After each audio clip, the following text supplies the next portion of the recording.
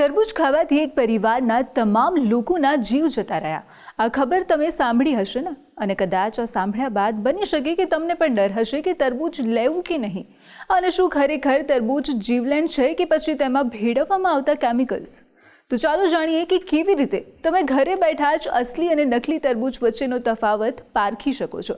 કેમ કે મુંબઈમાં પરિવારના મોત બાદ લોકોમાં એટલો બધો ડર બેસી ગયો છે કે એશિયાના સૌથી મોટા બજારમાં તરબૂચના ભાવ તળિયે બેસી ગયા છે, અને કેમિકલ અને ઇન્જેક્શનની મદદથી પકાવવામાં આવેલા તરબૂચ ખાવાથી તમારા હેલ્થને અફેક્ટ પણ થઈ શકે છે। પરંતુ ડરવાની જરૂર નથી, તમે ઘરે બેઠા જ જાણી શકો છો કે તરબૂચ અસલી છે કે પછી કેમિકલવાળું।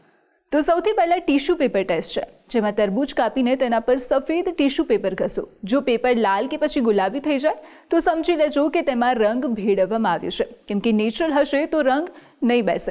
આ સિવાય છે વોટર ટેસ્ટ, જેમાં તરબૂચનો ટુકડો પાણીમાં નાખો। જો પાણી તરત લાલ થઈ જાય તો તેમાં મિલાવટ છે એવું સમજી લેવું, કેમ કે અગેન કુદરતી તરબૂચનો રંગ પાણીમાં જલ્દી નથી ઉતરતો। આ બાદ સફેદ બીજ, જો તરબૂચ અંદરથી એકદમ લાલ છોડ હોય પણ તેના બીજ સફેદ કે પછી કાચા હોય તો તે ઇન્જેક્શનથી પકવેલું હોવાની પૂરેપૂરી શક્યતા છે।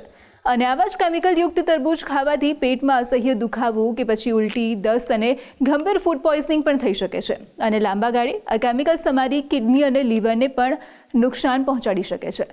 તો સાવચેતી એ જ સલામતી છે। બજારમાંથી તરબૂચ લાવ્યા બાદ તેને સીધું ખાવાને બદલે એકવાર આ ટેસ્ટ જરૂર કરજો।